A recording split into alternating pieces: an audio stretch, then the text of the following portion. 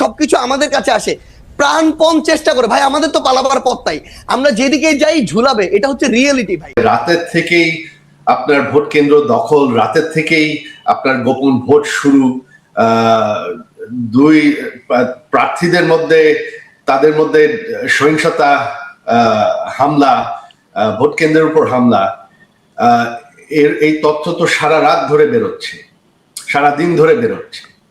আর আপনার মানুষ কতটা অংশগ্রহণ করতে গিয়েছে, আপনাদের অফিসিয়াল তো সংখ্যা সকালবেলা সামান্য একটু ছিল, তারপর তারা বাড়াচ্ছে দিনের। তবে ভোট কেন্দ্রে দেখা যায় মাঝে মধ্যে একটু কিছু লোক আছে, কিছু কেন্দ্রে লোক আছে, বা তাছাড়া লোকজন নাই।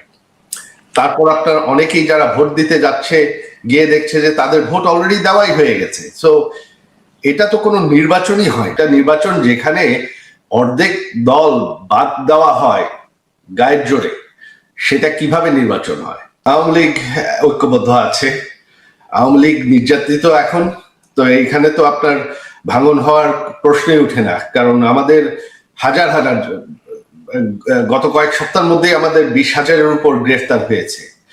গত 1.5 বছরে আমাদের হাজার হাজার নেতারা, কর্মীরা জেলে আছে এখনো কোনো বিচার ছাড়া। আর বাকিদের তো দেশ ছেড়ে, অনেকের হাজার হাজারের দেশ ছেড়ে ভেঙে যেতে হয়েছে, কারণ তাদের বাড়ি ঘর পুড়িয়ে দেওয়া হয়েছে। আমার যে নিজের বাড়ি, আমার বাবার বানানো বাড়ি, সেই 40 বছর পুরানো বাড়ি, ওই বাড়ি পুড়িয়ে দেওয়া হয়েছে। তো এখন তো বাংলাদেশে কোনো গণতান্ত্রিক পরিস্থিতিই নাই। তো সেখানে রাজনৈতিক দলের কি হবে এটা এখন চিন্তা করে কোনো লাভ নেই, এটা ভবিষ্যতেই দেখা যাবে। আওয়ামী লীগ হচ্ছে স্বাধীনতার দল আর দেশের সব থেকে পুরানো দল। আওয়ামী লীগ মুছে যাবে না, আওয়ামী লীগ ফেরার প্রশ্ন না, আওয়ামী লীগ দেশে আছে। এই দেখেন, এই নির্বাচনে দেশের অর্ধেকের বেশি মানুষ কিন্তু ভোট দেন, তারা বেশিরভাগ আওয়ামী লীগের সমর্থক। তো আওয়ামী লীগ দেশে আছে। এখন আমাদের নেতাদের উপর যে নির্যাতন হচ্ছে, যেটা আপনি বললেন, তাদেরকে তো দেশে ফিরলে গ্রেফতার করা হবে, জেলে নেওয়া হবে, হত্যা করা হবে।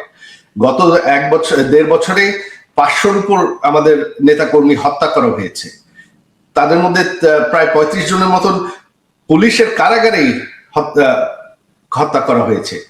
তো এখন তো সেই পরিস্থিতিই নাই। আপনি যদি একটা গণতন্ত্রের কথা বলেন, সব থেকে বড় দল, যেটা সব থেকে পুরানো দল, তাদেরকে যদি আপনি গায়ের জোরে এভাবে নির্যাতন করে ব্যান করে রাখেন, তো তারা ফিরবে কিভাবে? আওয়ামী লীগ যদি ক্ষমা চায় তাহলে তারা ছাড় দিয়ে দেবে, নির্বাচন তো করে ফেলেছে। আমরা বারবার বলেছি, এখানে আমার মা নিজে ব্যক্তিগতভাবে জুলাই 24 সালেই যারা নিহত হয়েছে তাদের পরিবারদের সাথে দেখা করেছেন, তাদেরকে ওয়াদা করেছেন বিচার হবে। তবে আমরা একটা জুডিশিয়াল কমিটিও গঠন করেছিলাম, সেই কমিটিকে তো এই সরকার এসে বাতিল করে দিয়েছে। শুধু সেটা না, আওয়ামী লীগের তো শত শত কর্মী হত্যা হয়েছে, যারা তাদেরকে হত্যা করেছে তাদেরকে কিন্তু এই সরকার ইনডেমনিটি দিয়েছে, আইনগতভাবে ইনডেমনিটি দিয়েছে, যে যারা প্রোটেস্টার, তাদের বিরুদ্ধে কোনো আইনগত বিচার হবে না। তো আপনি এক হাতে আপনি হত্যাকাণ্ডর ইনডেমনিটি দিচ্ছেন, আরেক হাতে আপনি ক্ষমা চাচ্ছেন, ক্ষমার দাবি করছেন, সেটা কিভাবে হয় সেটা আমাকে বোঝান।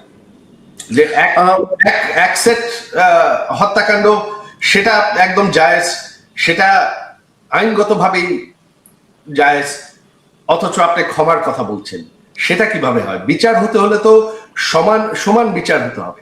বর্তমান যে সরকার মধ্যে কি আপনারা বেশি শক্তিশালী, নাকি আপনারা 3 জন, অন্যরা 17 জন, মানে এরকম কি কোনো গ্রুপিং আছে, নাকি আপনারা সবার মধ্যে ভালোই সমন্বয় আছে? আপনি বাইরে থেকে কি বোঝেন? না, এই জায়গাটি আমার কাছে একটু আলাদা রকম। সেই জায়গাটি হচ্ছে আমাদের এই বৈষম্যবিরোধী ছাত্র আন্দোলন প্ল্যাটফর্মে যে 3 জন সরকারের বিভিন্ন জায়গায় আমাদের প্রতিনিধিত্ব করছেন এবং সরকারের অংশ, তারা যখন ওই জায়গাটিতে থাকেন, সরকারের জায়গাটিতে, তাদের তখন ওই নির্দিষ্ট জায়গাটিতে আসলে সরকারের হয়ে বিভিন্ন জায়গায় কাজ করার যে একটি আলাদা রকমের যে একটি ক্ষমতার জায়গা, কিংবা বিভিন্ন জায়গায় কাজ করার যে তাদের নির্দিষ্ট কিছু আলাদা ক্ষেত্র রয়েছে, যেগুলোতে তাদের ওই ডিসিশন মেকিং ক্যাপাবিলিটির ওই জায়গাটি রয়েছে সরকারের হয়ে। সেটি কিন্তু আমাদের ওই জায়গাটিতে নেই। আবার আমাদের একটি অ্যাডভান্টেজ রয়েছে, যে অ্যাডভান্টেজটি হচ্ছে যে তারা সরকারে থাকার কারণে অনেক বিষয় রয়েছে যেগুলো তাদেরকে অনেক মেনে সংযত হয়ে চিন্তা ভাবনা করে কথা বলতে হয়, চলতে হয়, প্রোটোকলের মধ্যে থাকতে হয়। সেদিক থেকে আমাদের আমাদের একটা কমফোর্ট জোন হচ্ছে। হ্যাঁ, আমরা সত্যি আমাদের জীবনের প্রথম, আজকে থেকে 3 মাস আগে আমরা কেউ চিন্তা করিনি যে আমরা জীবনে হয়তো এই অভিজ্ঞতাটির মধ্যে দিয়ে যাব। আজকে থেকে 3 মাস আগে কেউ আমরা ভাবিনি যে বাংলাদেশে 3 মাস পরে এই অবস্থায় আসবে। সেই জায়গায় আমরা প্রতিনিয়ত বিভিন্ন জায়গায় ঠেকছি, শিখছি, ভুল করছি, নিজেদেরকে ঠিক করছি। বাট আমরা তাদেরকে প্রত্যেকটি জায়গা, সরকারের যারা রয়েছে তাদের যে জায়গাগুলোতে আমাদের মনে হচ্ছে যে এই জায়গাগুলো আমাদের গঠনমূলক ভাবে সমালোচনা করা দরকার, কঠোরভাবে সমালোচনা করা দরকার, সেটি করার আমার যেমন সুযোগ রয়েছে, আবার জনগণের সাথে একদম রাজপথে সংগ্রাম করার যেমন আমার সুযোগ রয়েছে, আবার প্রত্যেকটি জেলায় জেলায় ছুটে গিয়ে আমার সাধারণ যারা আন্দোলনকারী ছিল, ছাত্র জনতা ছিল, তাদের সাথে মেশা, কথা বলা, আমার যারা আহত ভাই বোনেরা কিংবা শহীদ পরিবার রয়েছে তাদের সাথে কথা বলা, এই যে প্রোটোকলের বাইরে থেকে যে এক্সট্রা একটি সুবিধা, আমার যখন ইচ্ছা আমি চলে যেতে পারছি, যখন ইচ্ছা আমি রিক্সায় চলতে পারছি, রাস্তা দিয়ে মাস্ক পরে আমি হেঁটে বেড়াতে পারছি, এই আমার একটা আলাদা অ্যাডভান্টেজ রয়েছে। অর্থাৎ এই জায়গাটিতে আমার মনে হয় যে তাদের যেমন ডিসিশন মেকিং এ সরাসরি একটি প্রভাবের জায়গা রয়েছে, কিন্তু আমি আমার জায়গা থেকে বা আমরা যারা রয়েছি সরকার, আমরা যারা নেই, আমাদের একটি আলাদা কমফোর্টের জায়গা রয়েছে। একই সাথে আমরা বাংলাদেশের এই একটি রাষ্ট্রপতি ইস্যুতে আমরা দেখলাম যে আমরা বিভিন্ন রাজনৈতিক দলের সাথে যেমন কথা বলছি। আমি আসছি এটার ব্যাপারে। আপনার এইটাতে আপনি বলছিলেন যে নাহিদ বা মাহফুজ বা আসিফকে অনেক চিন্তা ভাবনা করে কথা বলতে হচ্ছে। চিন্তা ভাবনাটা কি আপনি বা হাসনাত একটু কমই করতেছেন নাকি ইদানিং, নাকি আচ্ছা, আমি আপনার অ্যাঙ্গেলটা বুঝতে পেরেছি। আসলে আমরা চিন্তা ভাবনা কম করছি এটা আমরা মনে করি না, বরং আমি আমার জায়গা থেকে বা হাসনাতের জায়গা থেকে আমি সামগ্রিক ভাবেই বলি। আসলে আমি প্রথমে আপনাকে একটা কথা বলে নিয়েছি, 3 মাস আগে আমরা যে জীবনে এই পর্যায়ে থাকবো এটা আমরা কখনো কল্পনা করিনি, এবং সবগুলোই আমাদের জীবনের নতুন নতুন অভিজ্ঞতা। ইভেন আমরা ওই যে আমরা 4 তারিখে আমরা যখন ঘোষণা দেই যে 6 তারিখে আমাদের লং মার্চ টু ঢাকা হবে, তখনই আমাদের ইনস্ট্যান্ট আবার আমাদের ডিসিশন বিভিন্ন পার্সপেক্টিভ চিন্তা করে প্রায় 30 মিনিটের একটা ডিবেটের পরে আমরা ডিসিশনে আসি যে না, পরশু নয়, আগামীকালই long march to Dhaka. So এরকম বিভিন্ন জায়গায় আমরা বিভিন্ন সময় আসলে যেটা হয়েছে যে প্রথম অভিজ্ঞতার মধ্যে দিয়ে যখন গিয়েছি তখন সেই জায়গাগুলোতে ঠেকেছি, বাট আমাদের যখন আবার সামগ্রিক একটি আলোচনার মধ্যে দিয়ে মনে হয়েছে যে না, এই জায়গা আমাদের এইভাবে কাজ করা দরকার। সত্যি কথা বলতে আমাদের বিবেককে আমরা কোন একটা নির্দিষ্ট জায়গায় একদম কনক্রিট করে রাখি না এবং রাখতেও চাই না। আমরা মনে করি যে কেউ যদি আমাদেরকে এমন কোন একটা পরামর্শ দেয় বা আমাদের নতুন একটা ইনসাইট দেয় যেটা আমাদের মনে গ্রেটার পার্সপেক্টিভে বেটার, তখন আমরা ওটা গ্রহণ করার যে মানসিকতা সেটি রাখি। সেক্ষেত্রে কিছু ভুল হচ্ছে, কিন্তু সবসময় সংশোধন করার চেষ্টা আছে। কেউ কেউ আমাকে বলেন যে আপনারাও যে জায়গার থেকে আপনি এসছেন, ছাত্রলীগের যে রাজনীতির কথা আপনি বলছিলেন, যে অত্যাচার নিপীড়নের কথা বলছিলেন, সেই অত্যাচার নিপীড়নের আমরা সরাসরি সাক্ষী। আপনাকে আর এটি ব্যাখ্যা করে না বললেও চলবে, আপনি নিশ্চয়ই জানেন। কিন্তু আপনারাও কি এখন ছাত্রলীগের সেই জায়গাটাই দখল করেছেন কিনা? আপনারাই কি এখন একটা শোডাউন ভিত্তিক একটা জায়গায় আপনারা নিজেদেরকে দেখতে চান কিনা? সেই জন্য যত রকম আপনাকে দেখা যায়, আপনি বা হাসনাত বা নাহিদ বা মাহফুজ এত চমৎকার করে কথা বলেন, কিন্তু অন্য সময় দেখা যায় যে আপনারা প্রায় একে হুমকি দিচ্ছেন, তাকে ধমকি দিচ্ছেন, তাকে বলছেন যে এখান থেকে বাদ করে দিবেন, এটা করে দিবেন। এরকম কেন? এই শোডাউনের একটা প্রক্রিয়া কিন্তু আপনারা চালু রেখেছেন, এটা কেন? এরকম না হইলে আমরা যারা আপনাদের সাবজেক্ট আছি, আমাদেরকে আপনারা শাসন করতে পারেন না। আপনাদের একজন প্রভুর জায়গায় যাইতে হয়, ছাত্রলীগ আওয়ামী লীগের মতোই। বা সায়ন থেকে যখন বলবো তখন বলবো বিএনপি বা তার সহযোগী সংগঠনের মতোই।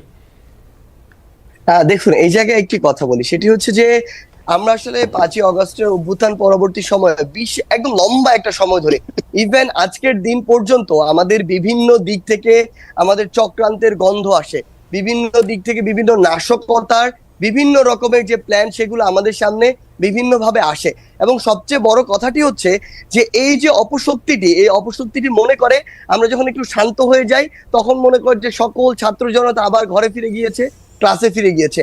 এবং ওই সময়টিতে তারা এমন ভাবে, আমরা দেখেছি সচিবালয়, আপনি নিজেই দেখেছেন, আমরা হাইকোর্টে দেখেছি, আমরা বিভিন্ন জায়গায় এটি দেখি, আমরা গার্মেন্টস কর্মী, আমরা সাভারের দিকে দেখেছি, তারা বিভিন্ন ভাবে বিভিন্ন রূপে ফিরে আসে এবং তখন ফিরে আসে যখন দেখে আমরা কিছুটা শান্ত হয়ে গিয়েছি।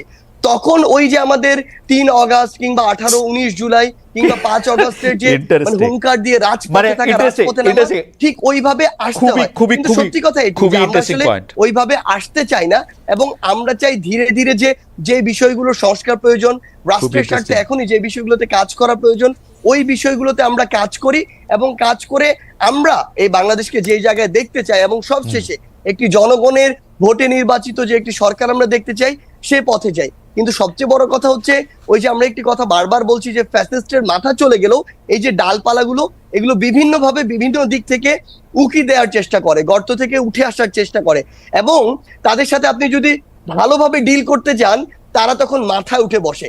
ওই জায়গায় আপনার মাঝে মাঝে অন্তত তাদেরকে এটা বোঝানোর জন্য যে না, আমরা এখনো আছি এবং প্রয়োজন হলে আবার আমরা রাজপথে নামতে পারি, এটা বোঝানোর জন্য হলেও আসলে মাঝে মাঝে হুঙ্কার দিতে হয়। সার্জিস, খুবই ইন্টারেস্টিং।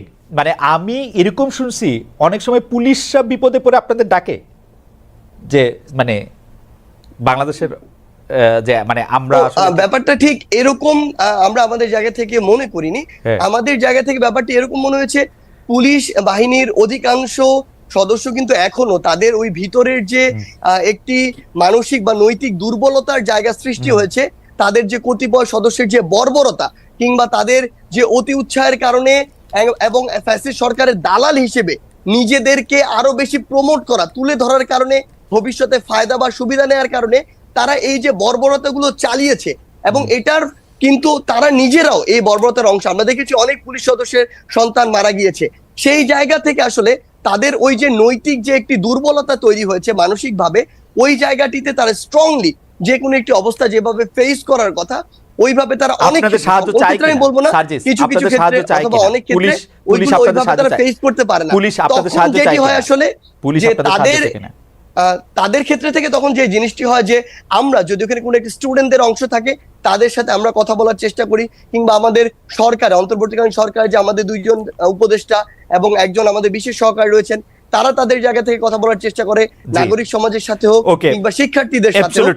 কিন্তু আমার যেটি মনে হয় আসলে এই মুহূর্তে পুলিশের যতটুকু আসলে তাদের জায়গায় স্ট্রং পজিশন দেখানোর কথা, ওটি আমরা এখন পর্যন্ত দেখতে পাচ্ছি। অ্যাবসলিউটলি, এবং অ্যাবসলিউটলি মানে আমি আসলে পুরনো কথা বলতে হয়, সায়ন্তের হয়তো কিছু মনে থাকবে, আমি 2014-15 সালে অসংখ্যবার এরকম ছাত্রলীগের নিয়ে প্রোগ্রাম করেছি। ছাত্রলীগ তুই চাস কি, বা ছাত্রলীগের ব্যাপারটা কি, তাদেরকে যখন জানতে চেয়েছি যে তারা কেন পুলিশের কাজ সেটি করতে চাইছে, প্রায় একই উত্তর দিয়েছে সার্জিস আলম।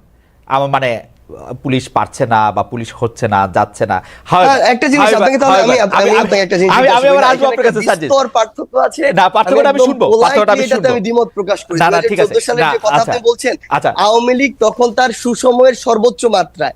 এই টাইমে আওয়ামী লীগের এই যে লেজুর ভিত্তিক ছাত্র সংগঠন, ছাত্রলোক যদি এই এক্সকিউজ দেয় যে পুলিশ নৈতিকভাবে দুর্বল, মানসিকভাবে দুর্বল, পুলিশ রাস্তায় কাজ করতে পারছে না, এটি কোনোদিনও গ্রহণযোগ্য নয়। কিন্তু আপনি যদি অভ্যুত্থান পরবর্তী একটি সিচুয়েশন দেখেন, এই জায়গা একদম এটার একদম দৃশ্যমান একটি উদাহরণ রয়েছে। তাই দুই জায়গার সিনারিও বিস্তর একটি পার্থক্য রয়েছে।